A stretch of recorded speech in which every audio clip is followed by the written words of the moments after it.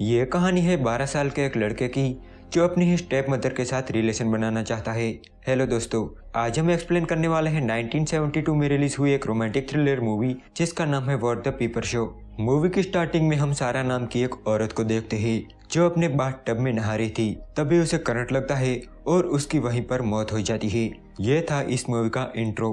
अब स्टोरी एक साल बाद की दिखाई जाती है जहां हम देखते हैं एलिस नाम की एक लड़की को जो अपने हस्बैंड पॉल के घर आई हुई थी। एलिस पॉल की दूसरी वाइफ थी और सारा जो थी वो पॉल की पहली वाइफ थी जिसे हमने स्टार्टिंग में मरते हुए देखा था। पॉल एक बिजनेसमैन था, इसीलिए वो किसी काम से बाहर गया हुआ था और एलिस को पॉल ने अपने 12 साल के बेटे मार्कस का ख्याल रखने के लिए भेजा था। एलिस मार्कस की स्टेप मदर थी, इसीलिए उसका भी फर्ज बनता है मार्कस का ख्याल रखना। पॉल ने एलिस को बताया था कि मार्कस अपनी बोर्डिंग स्कूल गया है और वो एक हफ्ते के बाद घर लौटेगा, इसीलिए एलिस वहाँ पहले ही पहुँच गई थी। लेकिन जब वो वहाँ पहुँचती है तो वो देखती है कि मार्कस तो घर पर ही है। जब एलिस उसका रीजन पूछती है तब मार्कस कहता है कि उसे स्कूल में जल्दी छुट्टी मिल गई क्योंकि स्कूल में चिकन पॉक्स फैल गया है।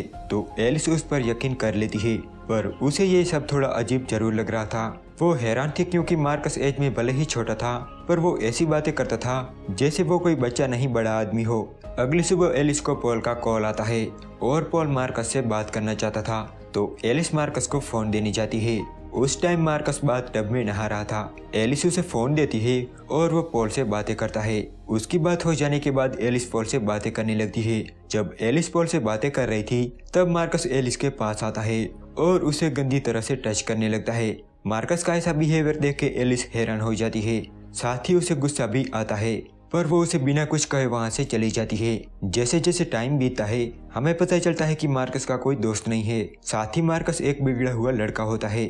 एलिस उसका ख्याल रखने में कोई कसर नहीं छोड़ती, पर मार्कस अपनी ही स्टेप मदर को गलत नजरों से देखता है। कुछ दिनों बाद मार्कस के डैड अपना काम खत्म करके वापस आ जाते हैं। मार्कस और एलिस एयरपोर्ट पर पॉल को लेने जाते हैं। जब वो कार लेकर घर आ रहे थे तब पॉल एलिस को टच करने लगता है, जिससे एलिस का ध्यान हट जाता है और उनका एक्सीडेंट होने ही वाला था कि तभी एलिस कार को कंट्रोल कर लेती है। घर आने के बाद एलिस और पॉल इंटीमेट होते हैं और मार्कस बाहर खेल रहा होता है। उस शाम ये तीनों एक होटल में डिनर करने के लिए जाते हैं, जहां पॉल एलिस से पूछता है कि क्या तुमने मेरी तिजोरी से पैसे निकाले हैं? तब एलिस कहती है कि नहीं, मार्कस ने निकाले थे उस टैक्सी को पे करने के लिए। ये सुन के मार्कस कहता है कि मैंने तो सिर्फ 365 से निकाले थे। तब एलिस कहती है कि तुम खुद मुझे बता रहे थी कि मैंने डैड के सारे पैसे निकाल लिए। इस पर मार्कस तुरंत कहता है कि मैंने ऐसा कहा ही नहीं। कुल मिलाकर पैसे गुम होने का सारा श्रेय एलिस को मिलता है। इसीलिए घर आने के बाद एलिस मार्कस का रूम चेक करती है। उसे रूम में से पैसे तो नहीं मिलते पर उसे एक फटा हुआ लेटर जरूर मिलता है। एक दिन जब मार्कस और पॉल स्विमिंग कर रहे थे तब मार्कस पॉल को बताता है कि एलिस मेरा जरा भी ख्याल नहीं रखती और साथ ही वो ये भी कहता है कि वो मुझे जरा भी पसंद नहीं करती। उसकी ये सारी बातें एलिस सुन रही थी, तो वहीं पॉल भी मार्कस की बातों पर ज्यादा ध्यान नहीं देता क्योंकि वो एक बच्चा है और बच्चे कुछ भी बोलते रहते हैं। मार्कस पॉल को ये भी बताता है कि एलिस ने मेरे रूम की तलाशी ली। पॉल एलिस को इसके बारे में पूछता भी है पर वो कुछ नहीं बताती। एक दिन एलिस मार्कस के बारे में पता करने के लिए स्कूल जाती है, जहां उसे पता चलता है कि मार्कस की कोई छुट्टियां नहीं चल रही बल्कि उसे तो स्कूल से निकाल दिया गया है। उन्होंने एक लेटर भी भेजा था पर वो मार्कस ने डिस्ट्रॉय कर दिया था, जिसके टुकड़े एलिस को मार्कस के कमरे में से मिले थे। स्कूल में उसे पता चलता है कि मार्कस आसपास के घरों की जासूसी करता है और लोगों को इंटीमेट होते देखता है। साथ ही वो स्कूल के आसपास भटकने वाली बिल्लियों को जान से मार देता है। उसकी इन्हीं हरकतों की वजह से उसे निकाल दिया गया है। एक दिन एलिस पॉल के साथ एक पार्टी में जाती है, जहां उसकी मुलाकात सोफी नाम की एक औरत से होती है। वो बताती है कि सारा मेरी फ्रेंड थी और उसकी बाथ टब में डूबने से मौत हो गई थी। अब एलिस को ये लगने लगा था कि मार्कस ने ही सारा को मारा था। एलिस ये सब पॉल को समझाने की कोशिश भी करती है। वो उसे मार्कस के बारे में भी बताती है पर पॉल उसका यकीन नहीं करता। उल्टा उन दोनों की बहस हो जाती है। एक रात एलिस किसी काम से ऊपर वाले स्टोर पर जाती है। तभी वो देखती है कि उसके बेडरूम की छत पर एक हॉल है जिससे उनका बेड दिखाई देता है। ये देख के उसे तुरंत मार्कस का ख्याल आता है और उसे पता चल जाता है कि मार्कस उन दोनों को इंटीमेट होते देखता है। तो एलिस तुरंत मार्कस के पास जाती है और उससे पूछती है कि वो उन दोनों को क्यों देखता है। तब मार्कस कहता है कि मुझे ये सब करना बहुत अच्छा लगता है। एलिस उसे पूछती है कि क्या वो सारा को भी इसी तरह देखता था। तब मार्कस कहता है कि सारा को देखने में उसे मजा नहीं आता था। वो कहता है कि वो तुम्हारी तरह हॉट नहीं थी।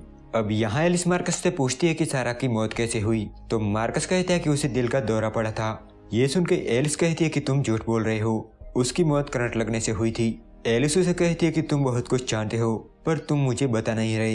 इस पर मार्कस कहता है कि मैं ये सब तुम्हें क्यों बताऊं, मुझे इसमें क्या मिलेगा। तब एलिस उसे पैसे ऑफर करती है पर वो मना कर देता है और कहता है कि उसे एलिस चाहिए।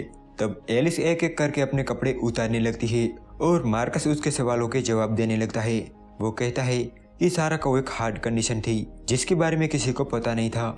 उसने ये बात पॉल को भी नहीं बताई थी। मार्कस कहता है कि उसे ये बात डॉक्टर के एक लेटर से पता चली है। तब एलिस को लगता है कि मार्कस झूठ बोल रहा है और वो उस पर बिल्कुल भी यकीन नहीं करती और वहाँ से चली जाती है। इसके बाद एलिस वो हॉल पॉल को दिखाती है पर जब वो वहाँ देखते हैं तो वहाँ कुछ नहीं था। एलिस पॉल को बताती है कि मार्कस उनके कमरे में जागता रहता है पर पॉल उसकी बातों पर यकीन नहीं करता और उसे भी अब लगने लगा था कि एलिस अब पागल होती जा रही है। लेकिन एलिस हार नहीं मानती। वो सारा की मौत पर रिसर्च करती है और उसे पता चल जाता है कि मार्कस ने ही सारा को मारा था। मार्कस ने सारा के बाथटब में खराब हीटर लगा दिया था जिससे उसे शॉक लगा और उसकी डेथ हो गई। अब इसके बाद एलिस मार्कस से और भी बातें पता करना चाहती थी, इसीलिए वो मार्कस से पूछती है कि उसने सारा को क्यों मारा। तब मार्कस कहता है कि सारा उसे जरा भी पसंद नहीं थी। साथ ही वो ये भी कहता है कि उसे लोगों को टॉर्चर करने में बड़ा मजा आता है।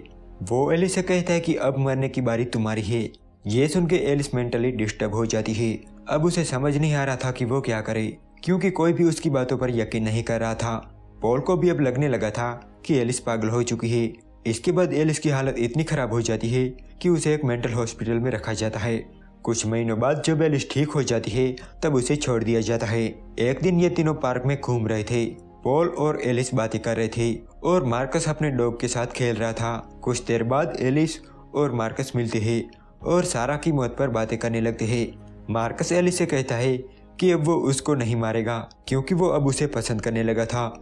एलिस भी उसके साथ अजीब अजीब बातें करने लगती है और मार्कस को बताती है कि वो लोग पॉल को मारकर कहीं दूर भाग जाएंगे और एलिस मार्कस को एक किस भी करती है।